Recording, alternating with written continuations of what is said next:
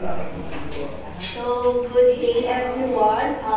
I am Fausta Sarencia Vilera from Papol 40 and I am here to present our research presentation, entitled Institutional Frameworks of the 7 Key Agendas, Kabuhayan and Kaunlaran Programs, Addressing Urban Poverty, Literacy, and Localizing UN SDG 1, which is no poverty. Next slide, everyone.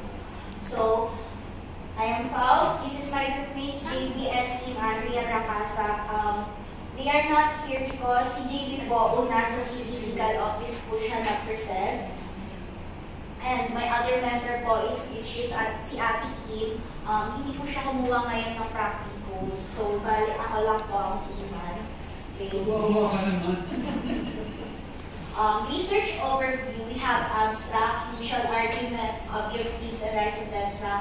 Review of related literature, theoretical and analytical frameworks, methodology, results and discussion, summary, conclusions, and recommendations. Next. So for the abstract, our study evaluates the institutional frameworks of the Indo-Pacific 7-Key Agenda, focusing on the Kabuhayan and Kaunlaran programs and their alignment with the UN SDG 1, which is no poverty. Instead of measuring the program's effectiveness based on the beneficiary perceptions, this research adopts an institutional approach, analyzing the formal structures, rules, and norms that shapes policy implementation.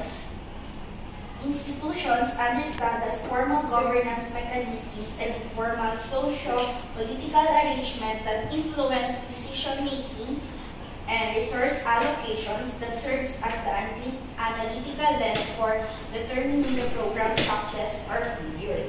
So, drawing on the studies, we have the bounded poverty alleviation strategies and national poverty programs in the Philippines. This research situates that 7-Key Agenda within a broader institutional framework. Prior research highlights how governance structures, interagency coordination, and funding mechanisms significantly impact the success of poverty reduction initiatives.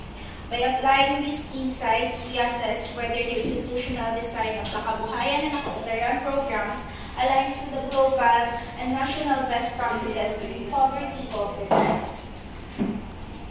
So, through these informal interviews with 7 local government units, officials, and an analysis of over 30 policy documents, we examine how governance structures and institutional arrangement affects program outcomes. Beyond evaluating the internal working of the programs, this study also assesses whether their institutional designs align with broader frameworks of UN SDG 1, providing a bigger picture perspective on their role in poverty reduction. So our finding reveals that while the Kabuhayan and Kaunlaran programs have institutional structures in place, they are hindered by governance challenges, policy coordination gaps, and funding constraints, with interagency collaboration and bureaucratic inefficiencies in these programs, reach and sustainability. Additionally, while there are mechanisms for monitoring and evaluation, these remain inconsistent and underutilized, affecting long-term programs such as the adaptation and improvement. Despite alignment with the UN SDG 1 in principle, the institutional limitations prevents the program from fully realizing their poverty alleviation goals. To address these gaps, we recommend the following. One is to establish a formal coordinating body to improve interagency collaboration and policy coherence. Number 2 is increasing financial support for livelihood initiatives to enhance program sustainability. And number 3 is expanding social protection programs to strengthen poverty reductions and efforts. Next slide, please. So for the initial argument, we have what we know, what we don't know, and our research question. So in what we know that the 7 key agendas Kabuhayan and Kaunlaran program aim to reduce urban poverty by promoting livelihood and economic development in the city. Institutional theories, particularly those from Ostrom, Hall, Taylor, and North, highlights how formal structures and informal practices shapes the decisions making in policy coherence and restores distribution in local governance. So in what we don't know, however, while national programs like Fortis, SLPs, and Kalahi seeds have shown positive impacts, there is minimal focus on how municipal level institutional arrangement adapt these models to address localized challenges. There is limited understanding of how Muntinlupa institutional frameworks operationalize these programs effectively. So for our research questions in our framework, to address the gap, we ask how do the institutional frameworks of the 7 key agendas, Kabuhayan and Kaunlaran programs, continue to address urban poverty in Muntinlupa City. Our study uses an institutional lens to analyze how formal and informal framework influence governance practices and program outcomes. We draw from historical institutionalism, sociological institutionalism,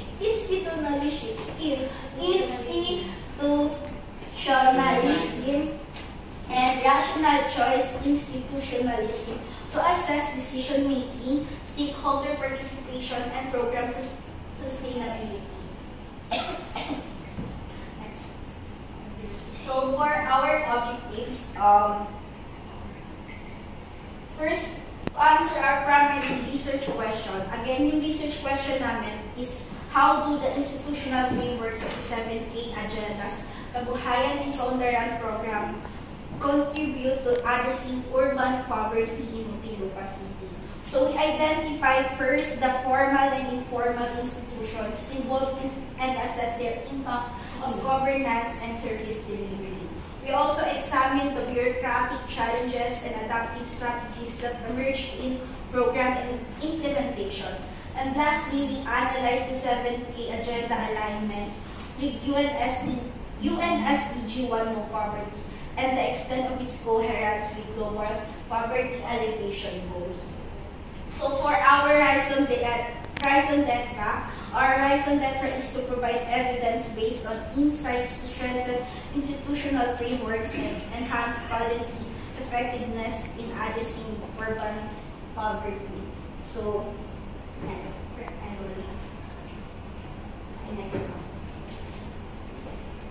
So for our review of related literature, a review of related literature highlights how urban poverty is influenced by complex governance dynamics, where institutional frameworks determine the success of poverty alleviation efforts. To strengthen our theoretical grounding, we draw on Ostrom's concept of collective actions and governance, which is emphasizing how local institutions manages resources effectively through collaborations.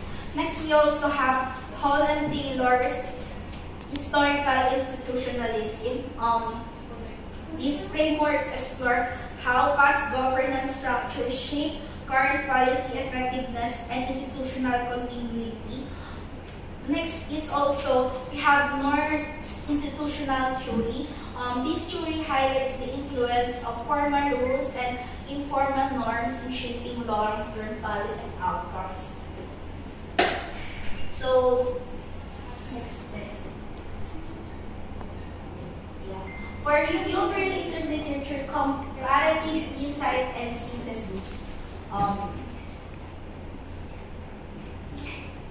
We also examine national poverty alleviation programs such as Fortis, SLP, and Kalahi CIPSS, which have shown positive impacts in reducing poverty. However, these programs face challenges like bureaucratic inefficiencies and targeting limitations. Lessons from this national program emphasize the importance of adaptive governance models of the municipal level. Additionally, internal case studies such as boundless poverty reduction programs demonstrate how institutional frameworks enhance program sustainability. This insight provides a valuable lens for evaluating the 7K agenda's institutional frameworks and their alignment with poverty alleviation. Finally, our synthesis highlights a research gap which known as most literature focus on national and international programs with limited attention on how the local governance mechanisms adapt this framework to urban settings. Our study addressed this gap by analyzing that the 7K agenda in Muntinlupa and alignment with UN SDG no poverty. Next slide. So for our theoretical framework, we have brought institutionalism, historical institutionalism by Holland Taylor. It emphasized the impact of institutional legacies and governance structures on policy effectiveness. It also highlights how the past decisions shape present for policy trajectories. For the sociological institutionalism, we have Mayer and Rowan, which analyze how informal norms and cultural practices shapes institutional behavior and program outcomes. Last, we will also have the rational choice institutionalism, which is by North and Nostrom. It focuses on how actors make strategies decisions within institutional constraints to achieve desired outcome, and it's also explain how institutional frameworks impact policy implementation and collective actions. So for Holland Taylor, it explains how past governance structures shape the current policy effectiveness. We also have Mayer and Rowan, which also highlights how informal norm influence institutional behavior and program outcomes. We also have North and Nostrom that says it also explores how actors make strategic decisions within institutional constraints. And last, these three frameworks help us to assess how the 7K agenda institutional structures impact governance and poverty alleviations. Now, let us have the analytical framework and the diagram. We have here the institutional framework of the 7K agenda, formal institutions and the informal institutions, effectiveness in addressing urban poverty, poverty reduction, governance, and service delivery alignment with those in the UN SDG 1, no poverty. So, our analytical framework examines how institutional frameworks of the 7K agendas, kabuhayan and kaunlaran programs influence urban poverty reduction. The independent variable includes the formal institutions like the policies, the guidelines, and the informal institutions such as norms and practices. The dependent variable is the effectiveness in addressing urban poverty, focusing on poverty reduction, governance, and service delivery. We aim to align program outcomes with UN SDG 1 by strengthening institutional coherence and governance effectiveness. For next slide. For our method, so we employed a qualitative research design utilizing documents, analysis, and key informant interviews. Our participants included local government officials in Muntinlupa City, thematic analysis. We used to interpret the data, ensuring a comprehensive understanding of institutional dynamics. So dito, nag-interview kami ng iba't ibang local government units such as PESO, MEFD. Yung PESO is for the kabuhayan, MEFD yun yung sa dagdag puhunan. We also interviewed the LAPO. Yung si LAPO naman is mga local business. UPAW, Urban Poor Affair Office, yun yung mahihirap, which is yung focus ng study namin. Also interview si CPDO. So for our results and discussion, socio-economic landscape of Lipa City, historical context, economic challenges, and developmental strategies. For the socio-economic landscape of Lipa City, Muntinlupa City evolved from a semi-rural town to an urban hub, but economic disparity persists. Affluent areas contrast with informal settlements where poverty remains especially high in nature of Putatan and poblasyon. Meaning to say, doon daw sa mga lugar na Putatan and poblasyon, yun yung usually na may hirap na lugar dito daw sa Muntinlupa. So, Mayor Rafi Biason's 7P agenda localizes the UN SDG, building on Mayor Fresnelli's 8-point program. Dito naman, sinasabi na yung 7K agenda is from Mayor Fresnelli pa daw siya, which is yung 8-point program. Kumbaga, mas pinaganda yung program. However, housing insecurity and limited social services continue despite efforts by the local housing board and the National Housing Authority.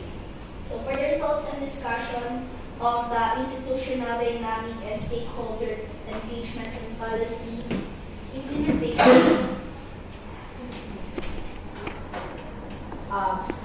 formal institutions like LAPOS, EPDO, PESO, UPAW, and SODA, yun yung mga interview namin, sila Ma'am Glenda, sila Sir Ian. Formal institutions like LAPOS, EPDO, PESO, UPAW, and SODA ensure policy implementation but face challenges sa weak coordination and political transitions. Yun nga, sabi ka, share ko lang din na nung in-interview namin si Miss Glenda ng PESO, ang ganda nung sinabi niya na nung during pandemic days, meron daw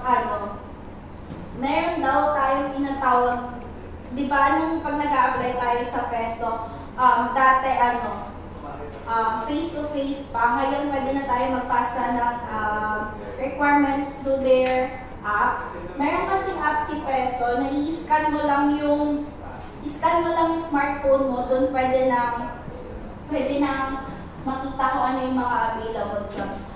Meron hinighlight si Miss Glenda doon na sabi niya, bakit ko pa pahihirapan ng mga tao na pumila ng hanggang gantong oras tapos magka-cut off naman kami.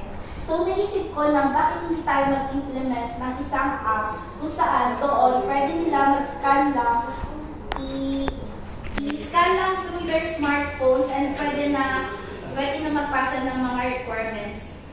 Tapos dumaan pa ang pandemic, bawal lumabas,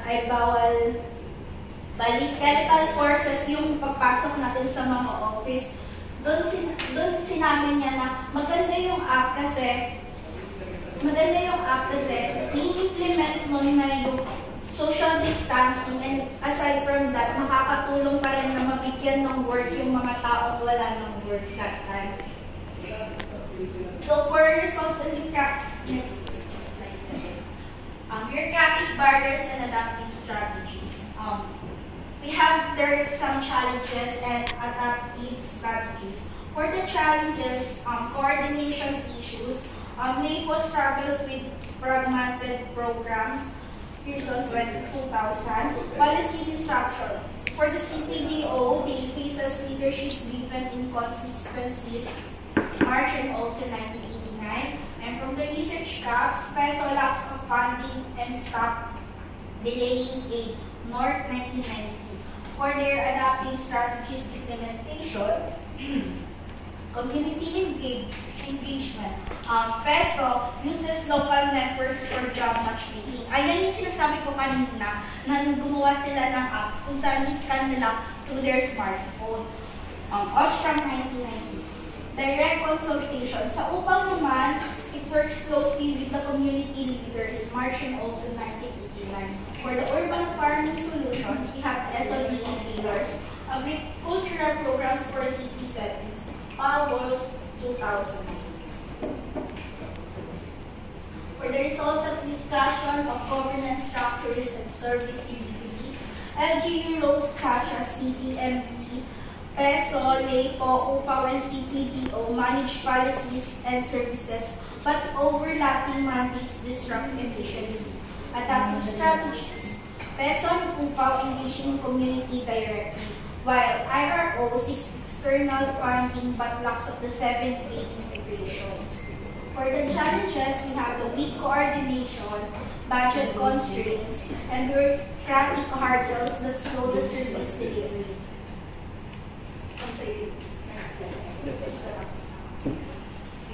For the policy coherence and alignment with the UN SDG 1, move poverty. Yung Tinuba 7-Case agenda aligns with UN SDG 1, move poverty, by focusing on kabuhayan, livelihood support, which supports access to economic resources, SDG Target 1.4, and kaunlaran, inclusive urban development, which aims to build resilience, which the SDG Target 1.5. The mayor's vision is to localize the SDGs, addressing urban poverty through tailored programs like PESO jobs placement and SOT's agricultural support. However, these challenges as a bureaucratic inefficiencies, limited funding, and oblique monitoring hinder the full impact of these initiatives, while gaps in education and social protection limit long-term poverty reduction. Finally, institutional frameworks. The 7K agenda employs formal mandates like PESO, UPAW, CPDO, LAPO, SODA, and informal governance practice, community consultation, flexible program adaptation. For the program strength, we have the alignment with the UN SDG 1, no poverty, through livelihood support, social protection, and resilience skills. For the program weakness, we have fragmented interagency coordination, lack of dedicated budget, and absence of system monitoring mechanism. So for the conclusion is, structured yet evolving framework, the 7K agenda reflects a well-defined policy approach but requires stronger institutionalization of informal mechanisms. Persistent challenges, bureaucratic inefficiencies, resource constraints, and gaps in long-term poverty reduction strategies. And for the SDG alignment with gaps, while alignment with the SDG 1, structural barriers hinder sustained impact. Establishment of the 7K Agenda Coordinating Council, it integrates the LGU offices for streamlined service delivery, create a dedicated poverty alleviation fund. Yan po yung mga recommendation namin for the 7K agendas. UN SDG 1 no poverty. Expand social protection measures, integrate education, healthcare, and financial literacy programs, strengthen community outreach, it enhance participation and accessibility for marginalized groups, and last one is develop a monitoring and evaluation system, track program outcomes, job placement, sustainability, and socio-economic progress. Thank you.